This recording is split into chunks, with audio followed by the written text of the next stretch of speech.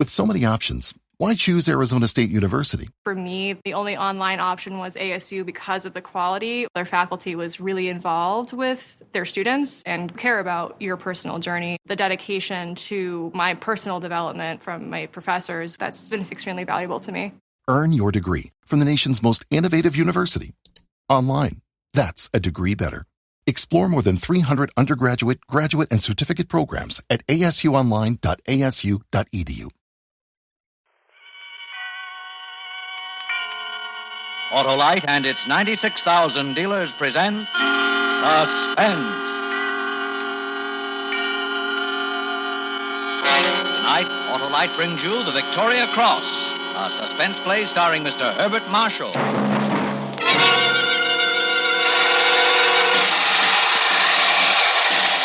keep going. Keep going. You're in command now, Bale. Stout fella. Well done, my boy. Afraid. It'll hurt. I don't want to be hurt. Stay down. Dig in the air. Cover yourself. Nurse. Now, Captain Bale, you'll wake all the patients. What is it? I was dreaming again. Please, I can't stand it. Please, give me... I'm sorry, Captain. The doctor said no more. I've got to. I want to sleep without dreams. It'll make me sleep, make me forget. I'm sorry, but it won't help. The doctor doesn't want you to take any more. Those are his orders. Orders? What is it to him? He doesn't know. You're going to take that schoolmaster position you told me about. You'll have to get well. No, I want to... You've been taking that medicine too long now, Captain. It's better this way. Just be strong for a while. It'll be better. Strong. I wish I was strong enough to wipe that professional kindness from your face. I'd like to kill you. In just a moment, Mr. Herbert Marshall in the first act of The Victoria Cross. Water. What's that, Wilcox? A desert rat? That, my dear Senator, is an ordinary battery dying of thirst. Come, Wilcox. Come is the word, Senator. Everyone comes to the Autolite Stay Full battery, the battery that needs water only 3 times a year in normal car use. Why, an Autolite Stay Full battery is so cautious of water, it makes a camel look like a double-deck water tank. That's folderol, Wilcox. That's factual, Senator, because the Autolite Stay Full has over 3 times the liquid protection of batteries without Stay Full features. Water everywhere. And furthermore, Senator, the Autolite Stay Full battery has fiberglass retaining mats protecting every positive plate for longer life. 70% longer life, in fact, as proven by tests conducted according to SAE minimum life cycle standards. Give me that longer life, Wilcox. So, friends, see your neighborhood Autolite battery dealer and ask him for an Autolite Stay Full, the battery that needs water only 3 times a year in normal car use. Right. And remember, you're always right with Autolite. And now, with the Victoria Cross and the performance of Mr. Herbert Marshall, Autolite hopes once again to keep you in suspense.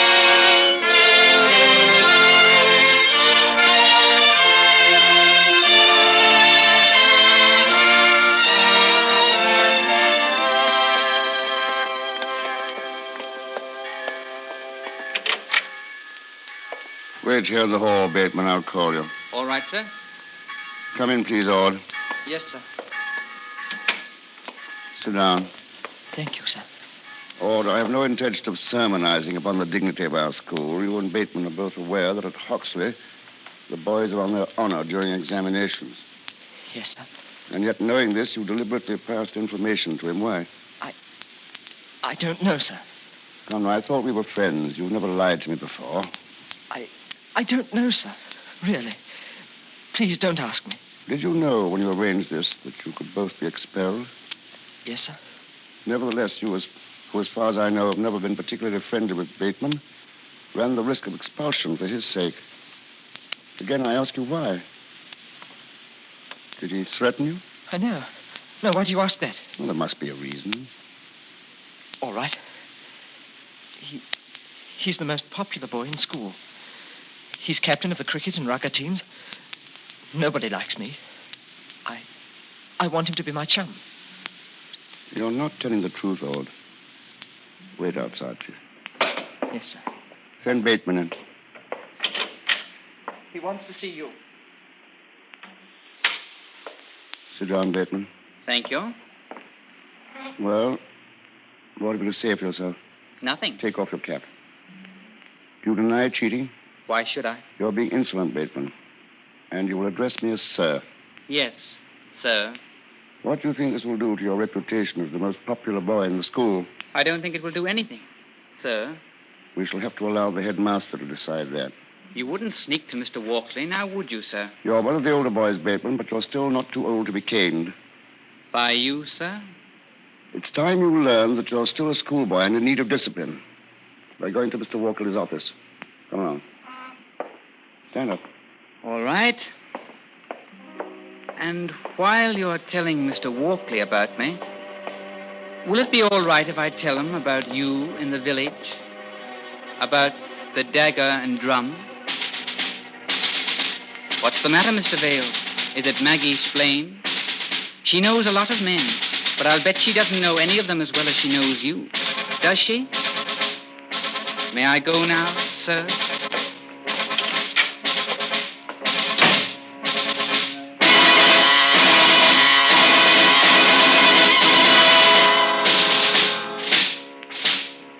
The position of a housemaster at an English public school is one of traditional conformity and demands of its holder the utmost of individual principles.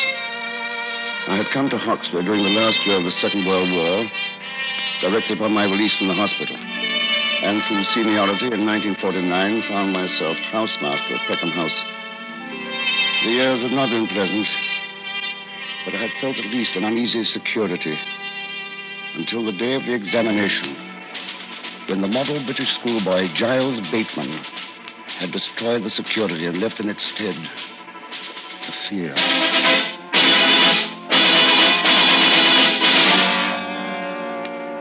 And the fear grew. That evening after supper, I sat at my desk in the study hall and wondered about the boys before me, quiet with their books and scribbling. Did they know? Did they all know? What had this terrifying child with the body of a man told them? He sat, head bowed over his ancient history, the most popular boy at Hoxley.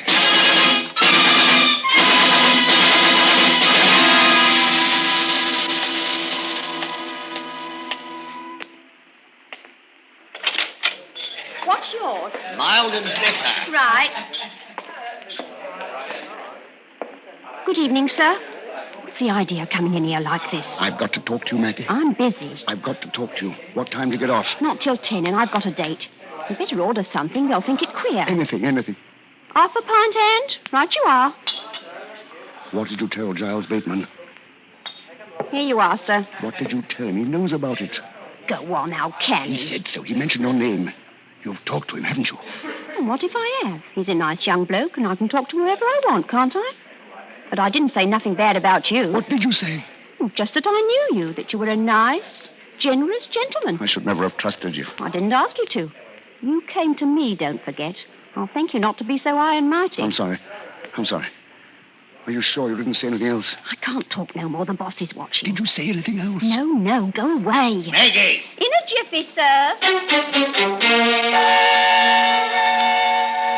I returned to the school undiscovered and made my rounds of Peckham House, now silent. And as I looked into each darkened room and listened to the sounds of sleep, I wondered if I could at this moment give each boy an insight into his future and the tragedies lying before him. Granted the power, how many would choose to awake in the morning, and how many would choose never to awake again? There was one room outside of which I stopped, listened, but whose door I did not open.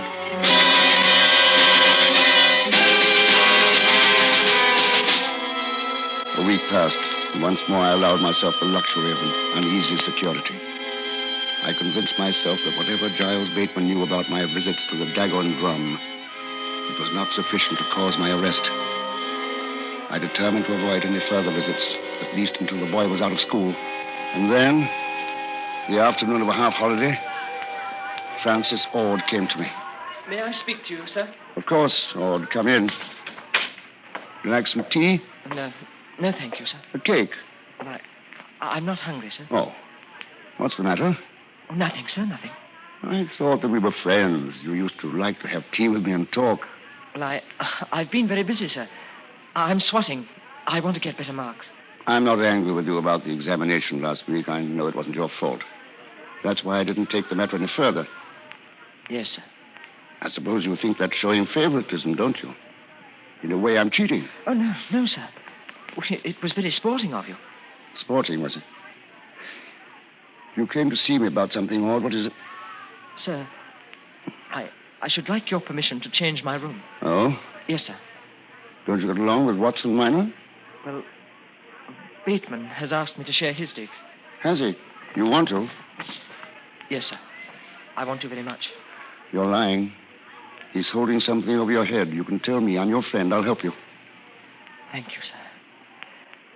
Do I have your permission to move, sir?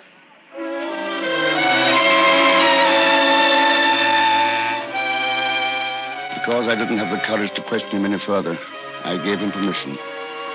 And as he left the room, I saw the look of the condemned in his eyes. I had given him the privilege of becoming a bully's bootblack.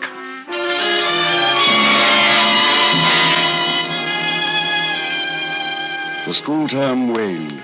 I was very careful. Except in my ancient history form, I saw very little of Francis Ord. Bateman thrived in the glory of his victories, his top marks, his prowess on the playing fields of old Hoxley. This was his last term, and for me, that meant freedom once again from the fear. Then, 3 weeks before final exams, Headmaster Mr. Walkley called me to his study. Come in.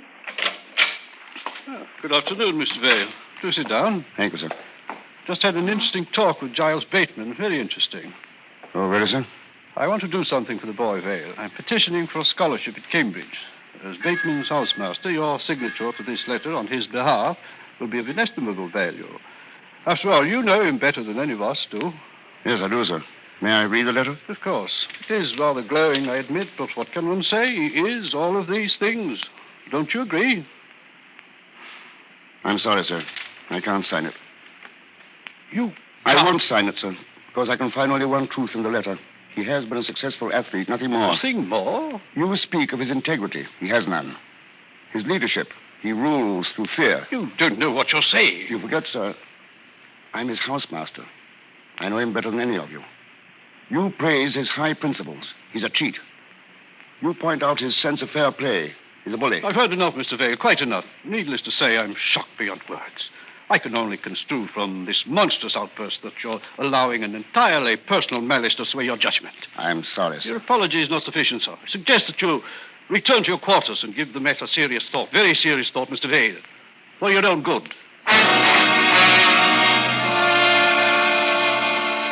It was a curious thing, and I felt almost lightheaded as I walked back to my rooms. For a moment, I had forgotten my personal involvement, and stated quite objectively, I felt, what I knew to be the truth about Giles Bateman. I even felt that I might have said the same thing had Bateman been there. Did you sign the letter, sir? What are you doing in my room? Get out. Did you sign it? I told you to get out. Do you want to go to hiding? Do you want me to tell the head about you? You can't bluff me again, my boy. You know I've gone to the Dagger and Drum. That silly girl told you about my visits. It's not enough for your filthy blackmailing. You can't bluff me. She told me enough to send you to prison, Mr. Vale. What did she tell you? I'd be afraid to tell you, but I wouldn't be afraid to tell Mr. Walkley or the constable. What did she tell you? You wouldn't hit a schoolboy, would you, Mr. Vale? They'd want to know why. Get out! Get out! You will sign that letter for me, won't you, Mr. Vale?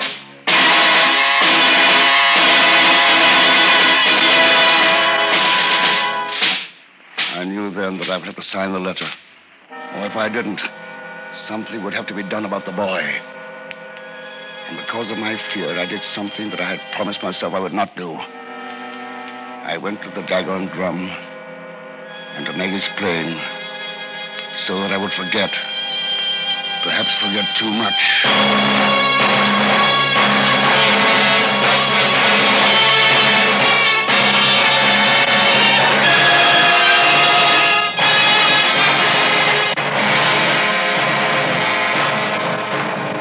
Autolite is bringing you Mr. Herbert Marshall in the Victoria Cross. Tonight's production in radio's outstanding theater of thrills, Suspense.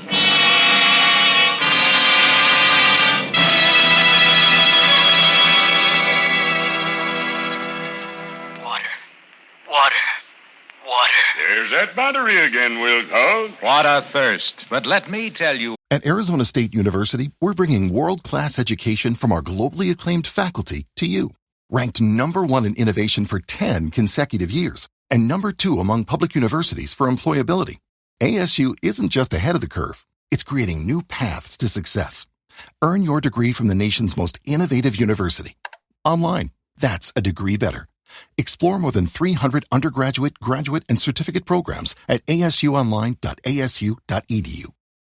Ready to make a real impact every day? Join the Active Day Home Care team and help clients maintain their independence in the comfort of their own homes. Make a difference in someone's life as you provide essential daily assistance and protect their health and happiness. Earn up to $20 an hour and enjoy additional perks like optional daily pay, 401k, paid time off, ongoing educational training, and more. Join a team that values care, compassion, and your professional growth. Visit ActiveDay.com to apply. About the famous Autolite Stay Full battery, the battery that needs water only 3 times a year in normal car use. I'm listening. Why, the Autolite Stay Full has over 3 times the liquid protection of batteries without Stay Full features.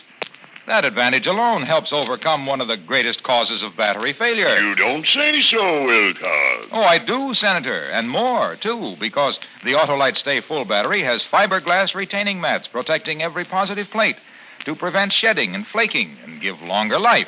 Yes, sirree, 70% longer life as proven by tests conducted according to SAE minimum life cycle standards. Me for an Autolite Stay Full. Right, Senator. So, friends, see your neighborhood Autolite battery dealer and ask him for an Autolite Stay Full battery, the battery that needs water only 3 times a year in normal car use. And remember, you're always right with Autolite. And now Autolite brings back to our Hollywood soundstage Mr. Herbert Marshall in Elliot Lewis's production of The Victoria Cross, a tale well calculated to keep you in suspense.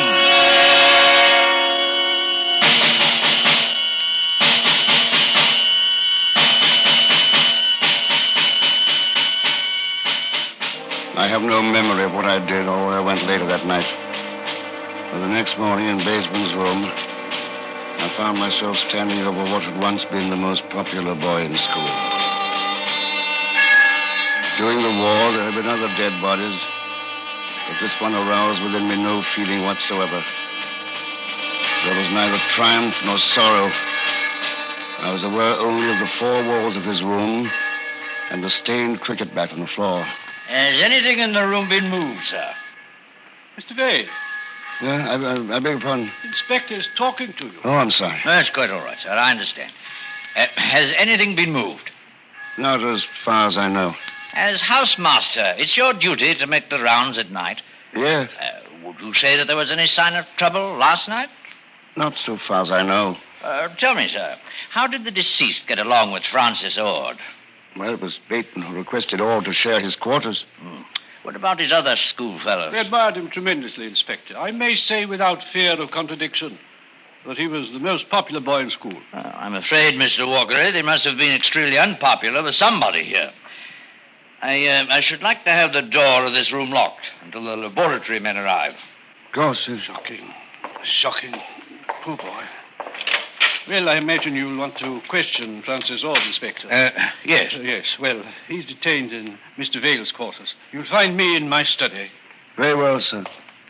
I can tell you, sir, that a murder investigation involving schoolboys is something out of my line. Now, I'd be obliged if you'd stand by. I'd be happy to. Mr. Vale, what did you think of Bateman? Oh, it doesn't matter. You don't have to answer that. Francis Ord. Very fond of him, Inspector. He's quite shy, but he's a sensitive lad. From what he has told me, I know that his family life has been quite unhappy. He lost his mother when he was 8. His father remarried, and I gather that he feels, well, forsaken.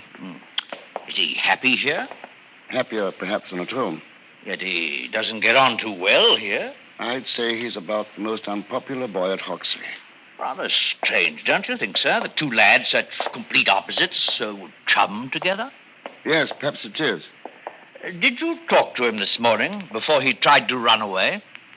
Ord ran away? You didn't know? So here we are. Oh, this is Inspector Forbes. He wants to ask you some questions. Well, young fellow, my lad, you were caught trying to run away this morning. That doesn't look very good, you know. Don't you think it'd be better if you told us exactly what happened? Francis. I think he might be trying to protect somebody. Don't you, sir? Sooner or later, things are found out, Francis. Tell him the truth. I don't want you to protect anyone. Why should I protect anybody? Nobody cares about me. All right. I'll tell you the truth. I killed him. It doesn't matter now. I hated him. He was a dirty, filthy, rotten swine. I did it, Mr. Vale. I hit him with my cricket bat. I hit him, and I hit him. And he fell down. And he cried. And he begged me to stop. And I didn't. I didn't stop. And I felt strong. Why did you kill him? Inspector, Yes, Mr. Vale. I think we should leave him alone.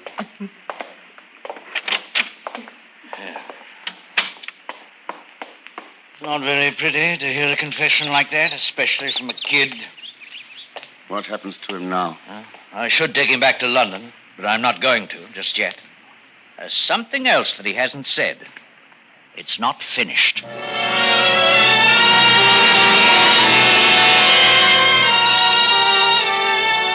It wasn't finished. The inspector wasn't a brilliant man, but he was diligent. I felt he had done this sort of work for a long time and done it very well. And in finding why Francis ordered kill Bateman, perhaps he would find out about me. Find my secret.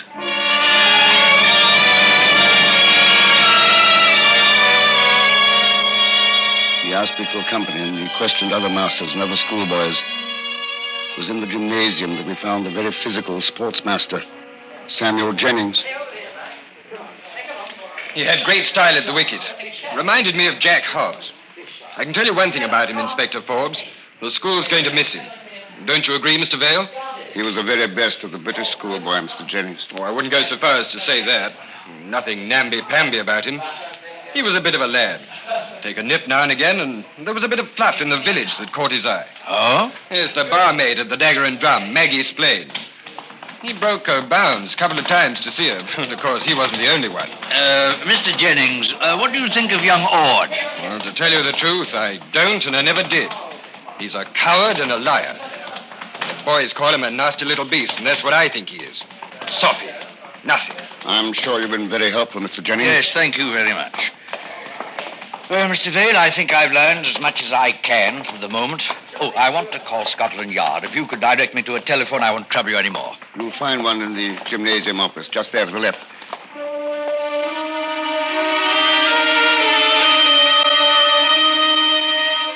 He knew about the Dagger and Drum now. He knew about Maggie's playing. Now he was going to call Scotland Yard, and he'd find out more. He'd find out about me. I couldn't leave the school grounds until later that afternoon, and when I did, slipping past the front gate porter, I ran to the village.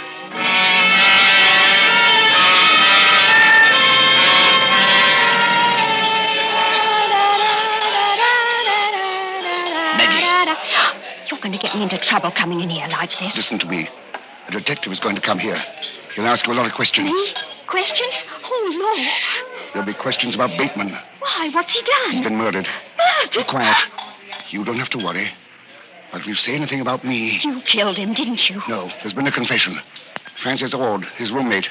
It wasn't you? I told you no. Remember now, you don't know me. Oh, I won't say anything, I swear it. You won't hurt me, will you? You've never met me. You don't know my name. You don't know anything about me. All right, all right.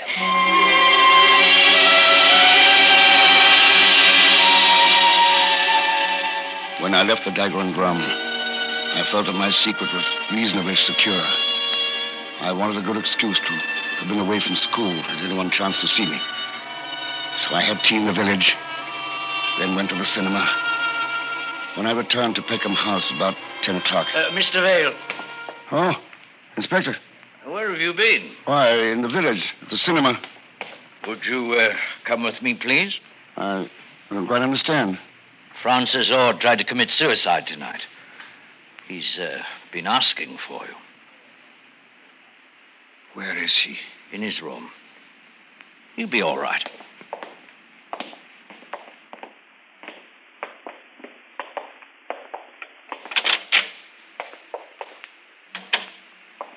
Francis. Hello, sir. Well, this is a nice thing for the school, I must say. I'm sorry, sir. I thought it would be better this way. Better? I was afraid, sir.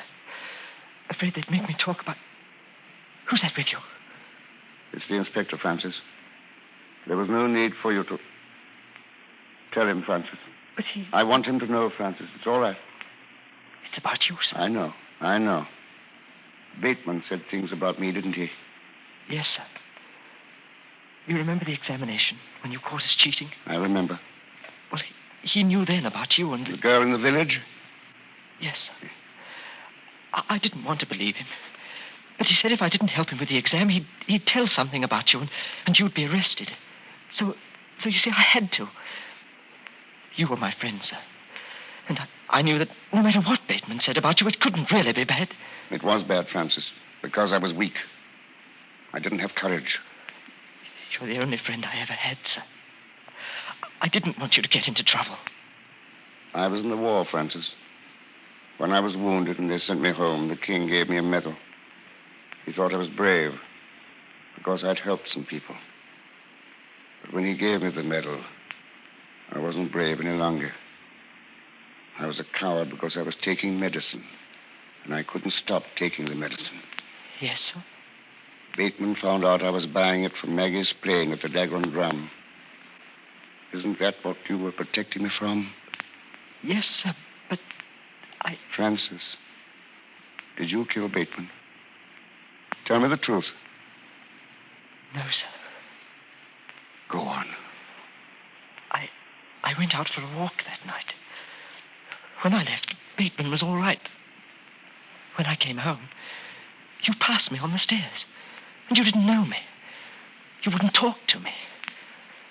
When I got in the room, Bateman was dead, lying on the floor. You're the only friend I ever had, sir. I couldn't let it. That's enough talking, son. You'd better rest. Mr. Vale? Yes. Good night, Francis. Good night, sir.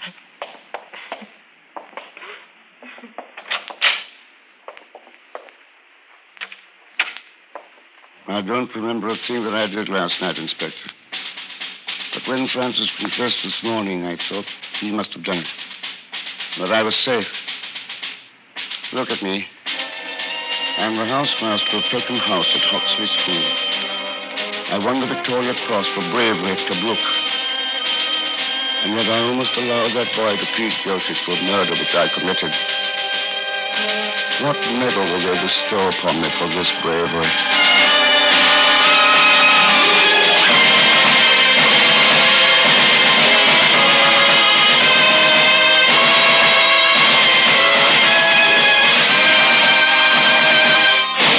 Suspense, presented by Autolite. Tonight's star, Mr. Herbert Marshall. Say, Wilcox, are you leaving? No, going, Senator. Going where? Going to tell our friends that the Autolite Stay Full battery is one of more than 400 products for cars, trucks, planes, and boats made by Autolite in 28 plants coast to coast. These include complete electrical systems used as original equipment on many makes of America's finest cars. Generators, coils, distributors, voltage regulators, electric windshield wipers, wire and cable, starting motors. All engineered to fit together perfectly, work together perfectly, because they're a perfect team. So, friends, don't accept electrical parts supposed to be as good. Ask for and insist on Autolite, original factory parts, at your neighborhood service station, car dealer, garage, or repair shop. And remember, you're always right with Autolite. Next week on Suspense, Mr. William Holden as star of Blood on the Trumpet. And in weeks to come, you will hear such famous stars as Cary Grant, Ozzie Nelson, and Harriet Hilliard, and Van Heflin, all appearing in tales well calculated to keep you in suspense. Suspense is produced and directed by Elliott Lewis, with music composed by Lucien Morawek and conducted by Lud Gluskin. Herbert Marshall may be heard on his own radio program, The Man Called X. And remember next week on Suspense, Mr. William Holden in Blood on the Trumpet.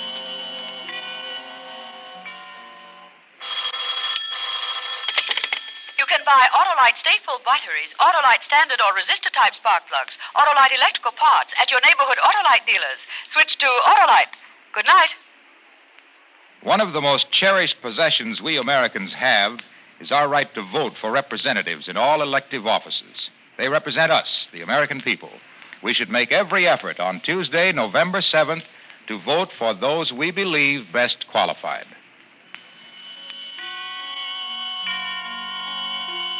This is CBS, the Columbia Broadcasting System.